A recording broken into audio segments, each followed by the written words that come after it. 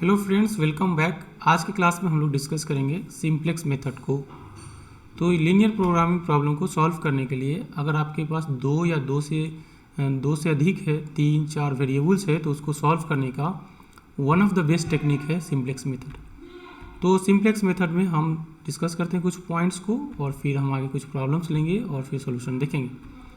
तो simplex method में हम कांस्टेंट, अगर किस टाइप के कांस्टेंट है उसके अकॉर्डिंग हम क्या करते हैं, कुछ वेरिएबल्स ऐड करते हैं जिसके नाम है। अगर आपके पास यह कांस्टेंट है, लेस देन इक्वल टू का सिंबल है, कांस्टेंट के साथ इस सिंबल है, तो हम क्या करेंगे, उसमें एक वेरिएबल ऐड करेंगे और इस वेरिएबल का नाम होगा स्लैक वेरिएबल, और इसे हमें क्या करना है, ऐड करना है कांस्टेंट के साथ। अगर आपके पास greater than equal to symbol है तो हम क्या करेंगे, एक वेरिएबल, दो वेरिएबल इंट्रोड्यूस करेंगे और उसमें एक होगा सरप्लस वेरिएबल और दूसरा होगा आर्टिफिशियल वेरिएबल। सरप्लस वेरिएबल को हम क्या करेंगे, उसमें सब्ट्रैक्ट करेंगे और आर्टिफिशियल वेरिएबल को हम क्या करेंगे, ऐड करेंगे। अगर आपके पास कांस्टेंट जो है वो इक्वल टू का कांस्टेंट है, सिंबल है, तो हम क्या करेंगे, उसमें वेरिएबल को एक वेरिएबल ऐड इंट्रोड्यूस करेंगे और जिस वेरिएबल का नाम होगा आर्टिफिशियल वेरिएबल, और हम इसको क्या करेंगे, ऐड करेंगे। इसका इफेक्ट हम ऑब्जेक्टिव फंक्शन में भी लाएंगे और उसमें क्या होगा कि अगर आपके पास ऑब्जेक्टिव फंक्शन में ऑब्जेक्टिव अगर मैक्सिमाइजेशन टाइप का है या मिनिमाइजेशन टाइप का है, तो अकॉर्डिंगली क्या होंगे, उसके इफेक्ट अलग अलग होंगे कांस्टेंट्स का जो ऐड होंगे। तो उसमें हम क्या करेंगे, जो स्लैक वेरिएबल है उसको जीरो कोएफिशिएंट के साथ हम ऐड कर देंगे। और इसमें जो है, अगर आप यह भी हम डिस्कस कर रहे हैं मैक्सिमाइजेशन टाइप का और कांस्टेंट इस तरह का होंगे, तो स्लैक वेरिएबल को जीरो कोएफिशिएंट के साथ ऐड कर देंगे। इसमें क्या करेंगे, सरप्लस वेरिएबल को जीरो कोएफिशिएंट के साथ ऐड करेंगे और आर्टिफिशियल वेरिएबल को -m के साथ, -m और कैपिटल M कोशिश करेंगे लेंगे, तो -big M के साथ हम क्या करेंगे, उसको ऐड करेंगे। अगर artificial variable only equal to का सिंबल है तो हम क्या करेंगे, -m देके उसको हम क्या कर देंगे, ऐड कर देंगे। अगर हमारे पास ऑब्जेक्टिव फंक्शन मैक्सिमाइजेशन टाइप का है, अगर मिनिमाइजेशन टाइप का है तो इसका जस्ट रिवर्स होगा। इसमें भी आपका क्या होगा, जीरो कोएफिशिएंट आपका आएगा, इसमें क्या होगा, आपका जीरो होगा और ये +m होगा। स्लैक वेरिएबल के साथ और सरप्लस के साथ कुछ नहीं होगा, जो सेम कोएफिशिएंट होंगे, बट आपके पास जो आर्टिफिशियल वेरिएबल है उसमें केवल +m हो जाएंगे। स्लैक वेरिएबल और सरप्लस वेरिएबल दोनों केसेस में जीरो कोएफिशिएंट के साथ मल्टीप्लाई होकर ऐड होंगे, बट जो आर्टिफिशियल वेरिएबल है वो +m के साथ कोएफिशिएंट मल्टीप्लाई होकर आपका क्या होंगे, ऐड होंगे। जहाँ से हम सोल्यूशन स्टार्ट करते हैं उसमें वेरिएबल प्रेजेंट होगा कि नहीं होगा उसके डिस्कशन अगर हम बात करेंगे तो स्लैक वेरिएबल वहाँ पे प्रेजेंट होगा। तो यहाँ पे सोल्यूशन हम स्टार्ट करेंगे, हमें आगे क्वेश्चन लेंगे और डिस्कस करेंगे कि कहाँ हम सोल्यूशन स्टार्ट कर रहे हैं। इसमें क्या होगा, सरप्लस वेरिएबल प्रेजेंट नहीं रहेगा और यहाँ पे आर्टिफिशियल वेरिएबल प्रेजेंट होगा। अगर इस तरह का, अगर आपके पास आर्टिफिशियल वेरिएबल और सरप्लस वेरिएबल दोनों हों तो हम क्या करेंगे, आर्टिफिशियल वेरिएबल प्रेजेंट होगा, सरप्लस वेरिएबल प्रेजेंट नहीं होगा, और ओनली आर्टिफिशियल वेरिएबल है तब तो ये प्रेजेंट होगा। मीन टू से कि आपका जो सोल्यूशन जहाँ पे हम स्टार्ट करते हैं वहाँ पे सरप्लस वेरिएबल नहीं रहेगा और बाकी वेरिएबल्स रहेंगे। अगर बाकी वेरिएबल्स को हमने इंट्रोड्यूस किया है तो रहेंगे, सरप्लस वेरिएबल इंट्रोड्यूस किया है तो वो नहीं रहेंगे।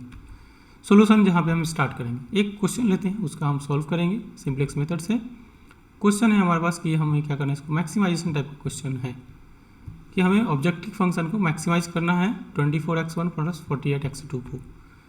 ये दिया हुआ कांस्टेंट, दो कांस्टेंट हमें गिवन है, इन दो कांस्टेंट के बेसिस पे हमें क्या करना है, इसको मैक्सिमाइज कर देना है। तो दो कांस्टेंट हमें गिवन है और हमें क्या करना है, इसको, इसका वैल्यू को मैक्सिमाइज कर देना है इस कांस्टेंट में, कांस्टेंट के रिस्पेक्ट में हमें जो ऑब्जेक्टिव फंक्शन है उसको मैक्सिमाइज कर देना है। तो हमारे पास x1 + 2x2 है। यहाँ पे देख सकते हैं सिंबल, ये लेस देन इक्वल टू का सिंबल है। तो हमने पिछले स्लाइड पे आपको बताया कि अगर लेस देन इक्वल टू का सिंबल है तो हम क्या करेंगे, स्लैक वेरिएबल को इंट्रोड्यूस करेंगे। तो हम क्या करेंगे, यहाँ पे स्लैक वेरिएबल ऐड कर देंगे। तो यहाँ पे S1 हमने स्लैक वेरिएबल ऐड कर दिया है, इसी तरह से S2 स्लैक वेरिएबल इसमें हमने ऐड कर दिया है। यहाँ पे स्लैक वेरिएबल इंट्रोड्यूस करेंगे क्योंकि सिंबल जो है हमारा वो लेस देन इक्वल टू का है। इस सिंबल के साथ हमारा क्या होता है, स्लैक वेरिएबल ऐड होता है, तो हमने स्लैक वेरिएबल को ऐड कर दिया। तो ये पिछले स्लाइड पे हम देख सकते हैं कि यहाँ पे हमने क्या किया, स्लैक वेरिएबल को क्या कर दिया है, ऐड कर दिया है। ऐड स्लैक वेरिएबल, तो हमने ऐड कर दिया। इसमें अब ये क्वेश्चन हमारा मैक्सिमाइजेशन टाइप का है तो ये जीरो कोएफिशिएंट के साथ आ जाएंगे ऑब्जेक्टिव फंक्शन में। यहाँ देख सकते हैं आप, जीरो कोएफिशिएंट के साथ ऑब्जेक्टिव फंक्शन में हम इसको इंट्रोड्यूस कर रहे हैं। तो यहाँ पे देखिए जीरो कोएफिशिएंट के साथ ये इंट्रोड्यूस हो गया यहाँ पे ऑब्जेक्टिव फंक्शन। तो ये हमने क्या किया, अभी हमने जेड मैक्स को रीराइट कर दिया है, एक्स कॉन्स्टेंट्स जो हैं आपके दो कॉन्स्टेंट्स उसको भी हमने रीराइट कर दिया है। अब हम क्या करेंगे कि जो हमारा सिंप्लेक्स का फॉर्मेट है उसमें हम इसको सेट करेंगे। तो हमने अभी रीराइट कर दिया है, हमने इसको जेड मैक्स को इसमें सिलेक्ट वेरिएबल के साथ रीराइट कर दिया है, इंट्रोड्यूस करके रख दिया है। यहाँ पे S1 S2 को भी इंट्रोड्यूस कर दिया है। अभी हम क्या करेंगे, इसको सिंप्लेक्स के फॉर्मेट में हम इसको फिट करेंगे। तो सिंप्लेक्स का ये फॉर्मेट है। तो यहाँ पे जो वेरिएबल्स होंगे, जो बेसिक वेरिएबल्स है वो यहाँ पे हमने लिख दिया। ये हमारे पास वेरिएबल्स है x1 x2 और S1 S2 वेरिएबल्स को लिख दिए हैं। उनके जो भी कोएफिशिएंट है ऑब्जेक्टिव फंक्शन में उसको हम यहाँ लिख सकते हैं। ऑब्जेक्टिव फंक्शन में जो कोएफिशिएंट्स है इसके उसको हम यहाँ लिख देंगे। ऑब्जेक्टिव फंक्शन में जो कोएफिशिएंट्स है उसको हम क्या करने हैं, हमने यहाँ पे इंट्रोड्यूस कर दिया। जो कॉन्स्टेंट्स उनके है यहाँ पे, जो कॉन्स्टेंट है यहाँ पे सब कॉन्स्टेंट्स जो कोएफिशिएंट्स है आपका कॉन्स्टेंट में उसको हम यहाँ इंट्रोड्यूस करेंगे, यहाँ पे इंट्रोड्यूस कर देंगे। तो यहाँ हमने जो कॉन्स्टेंट्स में कोएफिशिएंट्स है उनके x1 x2 x1 का देखिए 1 है, x2 का 2 है, S1 का 1 है और S2 का 0 है। तो 1 2 1 0 यहाँ पे हमने इंट्रोड्यूस कर दिया। x1 का देखिए कोएफिशिएंट 1 है, x2 का 2 है, S1 का 1 है और S2 इसमें है ही नहीं तो S2 का यहाँ पे 0 हो गया कोएफिशिएंट। उसी तरह से यहाँ पे x1 का कोएफिशिएंट 2 है, x2 का 1 है, S1 का यहाँ पे है ही नहीं तो इसलिए 0 हो जाएगा और S2 का 1 होगा। तो यहाँ पे हमने इंट्रोड्यूस कर दिया। तो फिर हम क्या करेंगे, हमने आपको फर्स्ट स्लाइड में बताया कि ये इसमें से S1 और S2 दोनों प्रेजेंट होगा, यस, तो हम उसमें यस है तो इसको हम यहाँ पे यस का प्रेजेंट कर देंगे। तो वेरिएबल्स हमारे पास S1 S2 है, बेसिक वेरिएबल्स, उसका ये प्रेजेंट होंगे तो हमने इसको प्रेजेंट कर दिया है। और इनके कोएफिशिएंट जो है जो ऑब्जेक्टिव फंक्शन में उसको हम यहाँ पे लिख देंगे। ये जो कोएफिशिएंट है ऑब्जेक्टिव फंक्शन में उसको हम यहाँ पे लिख दिए। फिर हमारे पास सोल्यूशन वैल्यूज होंगे। सोल्यूशन वैल्यूज में जो यहाँ पे इक्वल टू है वो हम यहाँ पे लिख देंगे। तो 48 एंड 60 है वो हम यहाँ पे इंट्रोड्यूस कर दिए। तो इस तरह से हमने क्या किया है, सेट कर दिया है इसको। हमने जो हमारा सिंप्लेक्स का फॉर्मेट है उसको हमने सेट कर दिया है। अब हम कुछ कैलकुलेशन करेंगे। तो फर्स्ट कैलकुलेशन जो होगा वो हमारा ZJ का होगा। ZJ कैलकुलेट करेंगे। तो ZJ कैसे कैलकुलेट करते हैं, 0 × 1 + 0 × 2। तो इससे हम क्या करेंगे, ZJ को कैलकुलेट करेंगे। तो ZJ हमारा कैलकुलेट हो गया है 0 × 1 एंड 0 × 2 से। फिर यहाँ पे ये कैलकुलेशन हो गया है तो ZJ हमने कैलकुलेट कर दिया। ZJ कैलकुलेट करके हम यहाँ पे यहाँ की ये वैल्यू 0 ही है तो यहाँ पे सब 0 वैल्यू हो जाएंगे। तो इस तरह से हमने ZJ को कैलकुलेट कर दिया है। फिर हम क्या करेंगे, CJ - ZJ कैलकुलेट करेंगे। CJ - ZJ कैलकुलेट कर लेंगे। तो ये हमने CJ - ZJ कैलकुलेट कर रहे हैं। तो यहाँ से CJ - ZJ हमारा कितना हो जाएगा, 24 48 0। 24 - 0 कितना हो जाएगा, 24। 48 - 0 48। तो इस तरह से हमने CJ - ZJ कैलकुलेट कर लिया है। और यहाँ से देख सकते हैं कि CJ - ZJ का जो मैक्सिमम वैल्यू होगा वो हमारा एंट्री वेक्टर होगा। अगर आपके पास क्वेश्चन जो है वो मैक्सिमाइजेशन टाइप का है तो जो मैक्सिमम वैल्यू होगा वो एंट्री वेक्टर होंगे। एंट्री वेक्टर के कॉरस्पॉन्डिंग हम क्या करेंगे, अब लिविंग वेक्टर कैलकुलेट करेंगे। तो लिविंग के लिए हम क्या करते हैं, मिनिमम रेशियो फाइंड आउट करते हैं। तो मिनिमम रेशियो कितना होगा, ये 48/2। इसके जो एंट्री वेक्टर के रो है, एक कॉलम है, उससे हम क्या करेंगे, उसको डिवाइड करेंगे। तो ये 48/2 से हमने डिवाइड कर दिया तो ये 24 होगा। और 60/1 कितना हो जाएगा, 60 होगा। इन दोनों में जो मिनिमम वैल्यू है वो हमारा लिविंग वेक्टर हो जाएगा। तो ये हमारा लिविंग वेक्टर हो गया। एंट्री वेक्टर और लिविंग वेक्टर का जो इंटरसेक्शन है वो हमारा की एलिमेंट हो जाएंगे। तो 2 हमारा क्या हो गया, की एलिमेंट हो गया। इनके शॉर्ट फॉर्म्स यहाँ पे हमने मेंशन कर दिया कि एंट्री वेक्टर है, लिविंग वेक्टर है और ये की एलिमेंट है। फिर आगे हम देखते हैं। तो हमारा जो की एलिमेंट के कॉरस्पॉन्डिंग है वो हमारा क्या है, 48x2 ये 0s1 के साथ क्या होंगे, रिप्लेस हो जाएंगे 48x2। तो उसको हमने रिप्लेस कर दिया है। 48x2 0s1 के साथ रिप्लेस होंगे। और जो भी की एलिमेंट्स है उसके हम जो की रो है उसको हम की एलिमेंट से डिवाइड कर देंगे। तो हमने की एलिमेंट से 2 से की रो को, जो पुराने वाले की रो है उसको हमने डिवाइड कर दिया है। इसको भी डिवाइड कर दिया हमने 2 से।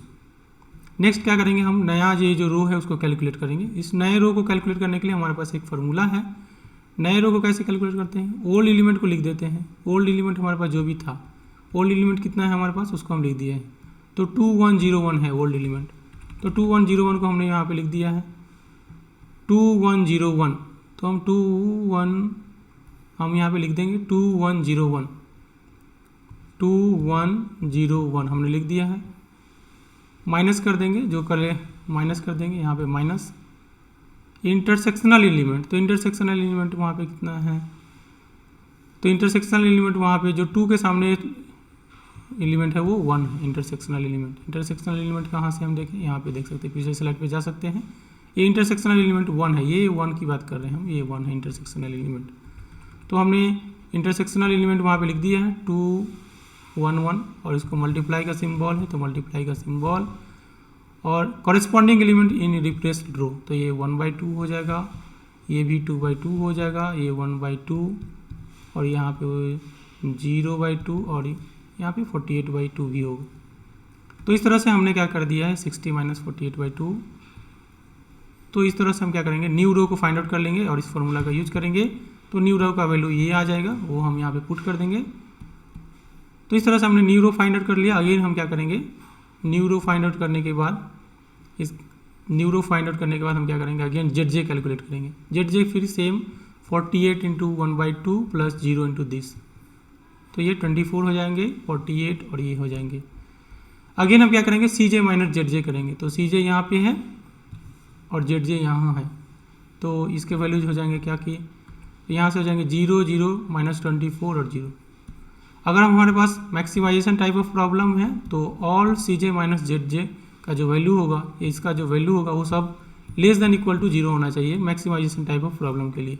तो यहाँ पे लेस देन इक्वल टू 0 है, तो ये हमारा जो सोल्यूशन है वो ऑप्टिमल सोल्यूशन हो जाएगा, और जो वैल्यू होगा वो ये हमारा वैल्यू हो जाएगा और ये ऑप्टिमल वैल्यू होगा 1150। तो इस तरह से यहाँ पे ऑल CJ - ZJ क्या है आपका निगेटिव है, हैंस Z मैक्स हमारा ऑप्टिमल है, और ऑप्टिमल वैल्यू कितना है 1152। कब, जब x1 का वैल्यू आपका 0 है और x2 का वैल्यू कितना है हमारे पास 24, x2 का वैल्यू 24। तो इस तरह से हमने एक प्रॉब्लम देखा सिंप्लेक्स मेथड से। तो और भी कुछ प्रॉब्लम्स देखेंगे हम लोग सिंप्लेक्स मेथड का। तो आज का क्लास यहाँ पे क्लोज करते हैं, मिलते हैं नेक्स्ट क्लास में। तो thank you so much for attending the class, see you in the next class, thank you so much.